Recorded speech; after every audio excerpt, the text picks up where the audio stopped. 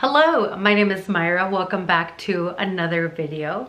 In today's video, I wanted to go ahead and talk about all of the books that I read in the month of November. I read a total of 7 books. I am in the middle of 2 books, but the month is literally ending tomorrow. So those are likely gonna be part of my December books read. But let's go ahead and jump in order of the books, how I read them. So the very first book that I read was Ana Maria and the Fox, and this was actually an audiobook. So in this book, you have this heroine who is sent to Europe from Mexico with her 2 sisters. And the reason why they are sent is actually for 2 reasons. One is for protection because their father is a very powerful politician in Mexico. And the second reason why is because they are trying to get Europe and your powerful Europeans to kind of sympathize and jump in and help in Mexico, because basically Mexico and Spain are at a war in this book. This is a historical romance, and so they are trying to get people from Europe to kind of jump in and help Mexico to fight off the Spaniards. Basically starts off with these, these women, they're trying to basically bring in a good reputation for Mexicans and Mexican people. And again, trying to get some help for their father. Now they don't know who their father is, and that's also for their protection because they know that if people were to find out, they might try to kidnap them to try to use them as leverage against her dad or their dad. So the whole story is basically them going through a society, kind of picture like Bridgerton, where they're going to parties and they're going to events and they're trying to socialize and talk to people and basically represent, again, Mexican people. Now she ends up meeting Gideon Fox. So her name is Ana Maria, and Gideon he's basically a member of like parliament. He's pretty powerful with like Europeans, but he also has his own cause that he's trying to do, and he is trying to end the Atlantic slave trade once and for all. So he is very much on this mission to try to bring this to parliament, to try to get them to just abolish slavery once and for all. So again, these are 2 very important causes, and you have these 2 people that are really passionate and really love their people, and they want to stick up for them and they want to make a difference. At the same time, because they are running in the same circle, they have this attraction to one another, but at the same time they realize like, this is not the most important thing. Like me having a romance with, this heroine, or like Ana Maria having this romance with Gideon, like that's not their priority. Their priority is their people. And even as like the book goes on and Gideon really starts to have this connection with Ana Maria, he's like, me ending like the Atlantic slave trade once and for all, like that is way more important to me than this woman. And I get that. I respect that. I love that actually. But of course, like there's so many things that go on, and Gideon is such a gentleman and such a sweetheart. And it's this like interracial relationship, and it was just beautiful. I really liked the romance. I thought it was really great. And also the audiobook was really fun to listen to. And I was able to listen to it like this. So this personally was like a 3.5 star for me, almost a 4 star. There were certain things that I kind of wish were kind of like sped up along a little bit, or some things that would have been fleshed out a little bit more, but it was still a very enjoyable listen. Next, I read The Striker by Ana Huang. This is Ana Huang's first sports romance, if I'm not mistaken, and it has to do with a soccer player, or like football as it's known everywhere else except here in the US. So you have this really famous soccer player. He was traded to this other team in Europe, and because he was traded to this team, he basically was traded over to the team that's like that team's main rival. You kind of get like known as like being a traitor, because like how could you, this is like the biggest rivalry, so something like that, but in soccer form. And so he got traded to this other team, and not only do like his old fans hate him, but some of his new fans haven't fully welcomed him back. And also he had really big beef with one of his teammates when they were in rival teams. So after they basically lose a championship because these 2 can't get along, the coach tells them, no. During this time off, before the new season starts, I want both of you guys to get trained together, and both of you guys have to learn to get along, because you guys literally just cost it as a championship. If you guys can't figure it out, I'm gonna bench both of you guys. I don't even care. So now both of them have no option but to basically do training in their time off together. And the training that the coach has picked out for them is for them to be training with a ballerina. This ballerina happens to be one of the players' sister, and he's kind of like, well, that's not fair. She's going to be biased towards her brother, but the coach doesn't want to hear it. And he's like, you know what, whatever, I'll show up, who cares? Now, what Asher doesn't count on is that when he's gonna meet the sister, he is going to be very attracted to her. And that's basically where the romance kind of goes. And, you know, for XYZ reason, Vincent has to go back and be with their dad. So Asher starts to spend a lot of time together with this ballerina. And she was actually a really good dancer, but after having a really horrific car accident, she's not at 100% you know, mobility. She has a lot of chronic pain and things that she deals with. So I really did like that Anna Huang included this in the book, because although she can dance and she can still train people and train other dancers, she can't perform anymore at the level that she wanted to and that she could have if it wasn't for this accident. And again, there was all that representation for, you know, chronic pain, chronic illness, and you also had a lot of caretaking that went on with like Asher and the heroine. But the book was still a 3.5 star, simply because the book was way too long. I feel like this book could have been cut in half, honestly, at least. Not at least, maybe like 150 pages less. This was, I want to say, like a 500 and something page book, and that was just way too long. There was a lot in the book that like was happening but also not happening. So you're kind of just reading a lot of stuff that was kind of pointless and not necessary. On top of that too, I love soccer. I play in a women's soccer team. So I was really excited to read a soccer romance, especially by Anna Huang, because I have liked other books by her. But this was just, there was like 2 soccer scenes. And that was at the beginning of the book and at the end of the book. And that was it. So I really wanted more in the book. So it was disappointing, honestly. It wasn't the best, but I still am curious to read the next book. I think that the next book is going to be the heroine's brother. So I'm really hoping that maybe that'll get more condensed and maybe we get a little bit more of the actual sport of soccer in the book. So it wasn't a win for me, but we'll see if hopefully the series gets better. Next, I listened to Filthy Rich Vampires 3 Queens, and this is a continuation of book 1 and 2. So I can't really go too much into detail with this one, but you essentially have this human girl in the very first book that she is doing a lot of different jobs to try to pay off her mom's hospital bills. Her mom has like a really aggressive form of cancer and this really strong illness. And so one of her jobs is actually playing in like an orchestra and playing like, you know, at like banquets and stuff like that. And when she's there, she's noticing all these people are like really rich, really beautiful people, and she ends up having a run-in, or a very awkward run-in, in a bathroom where she sees a man drinking somebody else's blood. And that's when she's like, am I seeing what I think I'm seeing?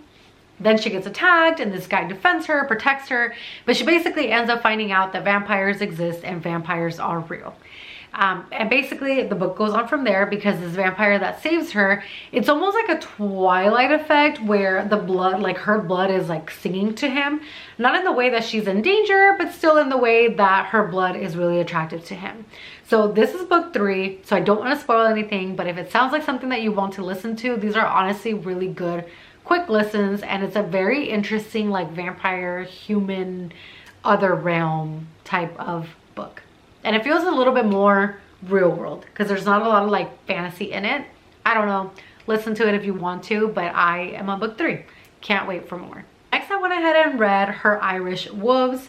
This is like a fated mates, white shoes romance, and it's also kind of Omegaverse because there is like nodding involved, which if you've read Omegaverse, then you know exactly what that is. And you basically have these 3 different Irish kingdoms. They all have a king. This issue where there's not enough women in their tribes, and basically without women they can't reproduce, they can't, you know, basically continue their packs and their legacies going. And they end up finding out that there are these Canadian tribes that have the opposite problem, where they have a lot of women and not a lot of men. The Scottish royalty, they managed to get this deal with these Canadians to get a lot of these wolves, like female wolves, over to the Scottish so that they can try to see if maybe they will become like fated mates, or they will go into heat with some of their Scottish men. But when the Irishmen find out about this, they decide, you know what, we're gonna kidnap these women and see if maybe they will actually bond to us. And they end up actually finding that there is this woman who is the fated mates of all 3 kings. So you get some kidnapping going, you get a lot of smut, a lot of spicy time. The heroine is very innocent because her tribe was very cult-like. They were not able to access technology. They don't know a lot of things. They've basically based all of their knowledge based on what they were taught. She has been a little bit of a rebel where she used to actually go on the internet, go on YouTube and find out things. So she does know more than what the rest of her like tribe knows, but she still doesn't know a lot. And I know that some people, I saw some reviews where some people were kind of annoyed because they were like, she's so naive and she didn't know this. It's like, yeah, she was literally in a cult. But I really liked it. I felt like it was a good time, good spice, good heroes. And yeah, it was a 4-star read for me. Again, the spice in this book was chef's kiss. So if you like Omegaverse, why choose? This was a very interesting take on it and I really, really enjoyed it. And then I went ahead and read listened to my favorite book of November. This was a 5-star read. I was long overdue for a 5-star read. And that book was Quicksilver. Quicksilver deserves all the hype that you have seen. I do not want to spoil it for anyone, but I will say the audiobook I think is where it's at. I still really want to buy the physical copy. I really want that book because I want to mark it and tab it up and everything. But this was so good. And the audiobook, I 10 out of 10 recommend. I was laughing out loud. Like it was just so good, and the banter and the everything. Okay, so before I go too far, you basically have, it's almost like a fantasy realm, but not really, simply because it's actually more Hunger Games-esque in the way that you basically have these territories that are split up, and some of them get a few more perks than others. The heroine of the book actually comes from one of the poorer ones, so they are really struggling for water, for food. They really have to try to basically be scavengers and try to find food. It's very common for a lot of people to die because they either get dehydrated or there is, again, no food. So it's pretty much that vibe, kind of dystopian a little bit. But there is this queen who is basically in charge of this whole thing, and she's been a queen for hundreds and hundreds of years. So they do know that there is some sort of magic and something that has kept her alive for all of this time. Now the heroine has gotten very good at basically being a thief and stealing and, you know, turning that into money to take care of herself and her brother. She also though has this ability to kind of mend metal. She doesn't really know how to use those powers. She just knows that she has that. Now one day she steals from one of the queen's guards, which is a huge no-no. She could basically get killed because of that, but she does make it back safely, and she plans on turning it into something else and basically getting money off of that because she thinks that with that money she'll be able to take care of herself and her brother for a very long time. And her brother unfortunately ends up finding it. He ends up getting caught with it. The king's guards are basically going to do something to him, and she has to jump in and defend him. She ends up getting taken to the queen, and the queen is like, I am going to unalive you. I'm going to make an example out of you. She's able to escape and go through this Quicksilver pool, or like pond thing that there is. And when she's going through that, she actually ends up getting rescued by this guy, but she ends up getting to another realm. And when she's there, she ends up seeing that the Fae are real. Now, for the longest time, she was told these horror stories about Fae, how they used to eat humans and all this stuff. So she is terrified, and she's also like, oh my gosh, what the heck am I doing here? How do I get back? I need to get back to my brother. What is going on? And she ends up basically being assigned to do certain things for this kingdom and this realm, and the story goes from there. But the guy who rescued her is Kingfisher, and he wants nothing to do with her. He is such a jerk to her, teases her, bullies her, yeah, it's just like this whole thing. But honestly, the banter, the dynamic, the everything was so good. I was so hooked on this book. I wanted nothing but to keep listening to this book, and I absolutely loved it. I cannot wait. I don't know how many books there's gonna be in this series, but I can't wait to read the second book. When that second book comes out, I will be there. I will be there. So if you haven't, definitely pick it up. Absolutely loved it. And the audiobook was amazing. So yeah, definitely recommend. 10 out of 10. Then my next listen was The Very Secret Society of Irregular Witches by Sangu Mandana. This was a 3.5-star read for me, and this was actually a book club pick for the book club that I'm in. And this is not the typical book that I would pick. I have definitely seen this book around a lot, but it wasn't really a book that I would have picked. So I'm really glad that, you know, my book club is like exposing me to other books, because I feel like that's kind of the whole point too. It was a interesting book. So basically you have this witch who has essentially like a TikTok, and she makes these like witchy videos, but obviously people think that it's fake because you can't tell people that you're a witch. I mean, if you do, you'll probably be, you know, persecuted or something like that. Every once in a while they get together with the witches and they meet up and they kind of catch up, you can say. But the main thing that they want to make sure is that all these witches are following the rules. And what the rules are is basically to not tell anyone that you're a witch, to keep that a secret, keep a low profile. Also, you're not allowed to be in too close of communication with other witches. You're supposed to be the only witch around, because the more witches that there are, the more magic that there is, and the more unstable that the magic can become, which can then expose witches or cause other problems. So the heroine of this book has basically spent her life moving on and about. She doesn't really get close to people. Not only has she been burned in the past to people that she's gotten close to, but also she figures, I might as well just keep moving around and not get attached. And that is until someone contacts her and says, hey, we know that you're a witch. We need you to come to our estate and we need to talk to you and meet with you. And for XYZ reason, she decides, you know what, let me go see what this is about. She finds out that the reason why they called her to this estate is because they have these 3 young girls that are all witches. And when she finds this out, she tells them, like, they're not allowed to be together. Like, if the Society of Witches finds out that they're together, they're going to want to separate them.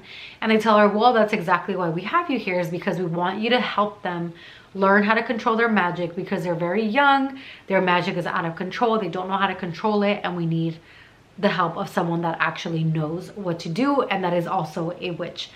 And so she decides to accept this job to help these young witches control their magic and learn how to use their magic. And so the story goes on from there.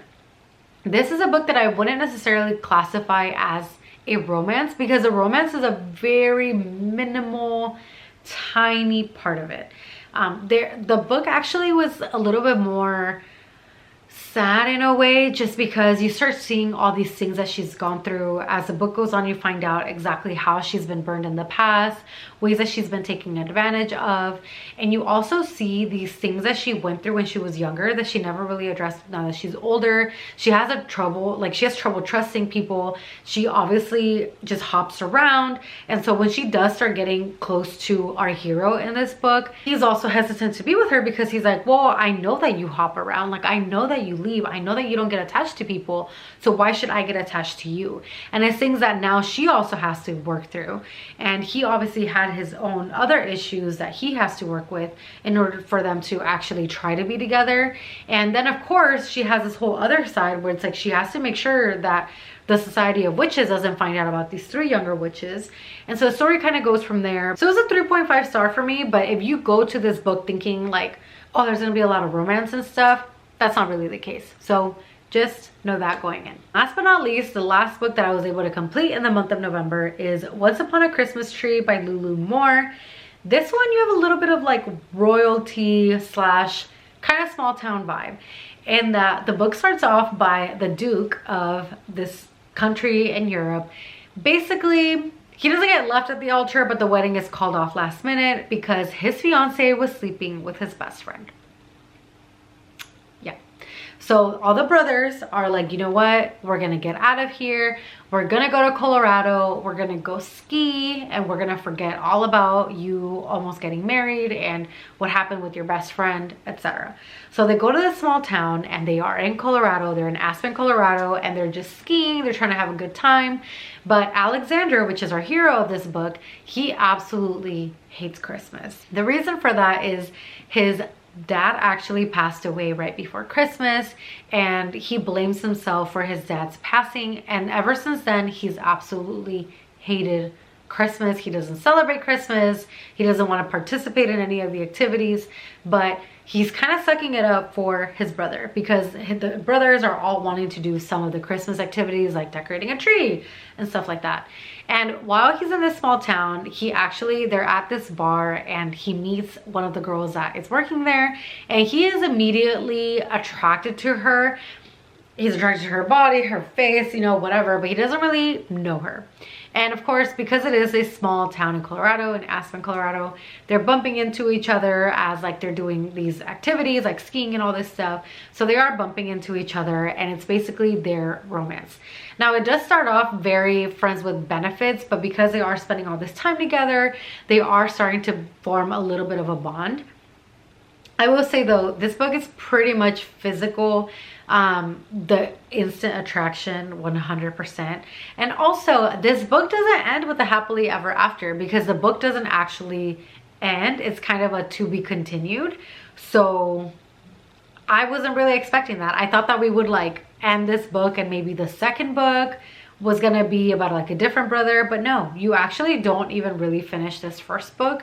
So I don't know what the next book is gonna be, but I feel like it still gave me a lot of Christmassy vibes. There is still a lot of like sad things here because, for example, the heroine, both her parents have passed. She also owns this like Christmas tree farm that she is trying to hold like a lot of different jobs throughout town to finish basically paying the debt because she doesn't want to lose this Christmas tree farm. But it's also like, okay, now that she's there and he is in Europe, like how is that gonna work?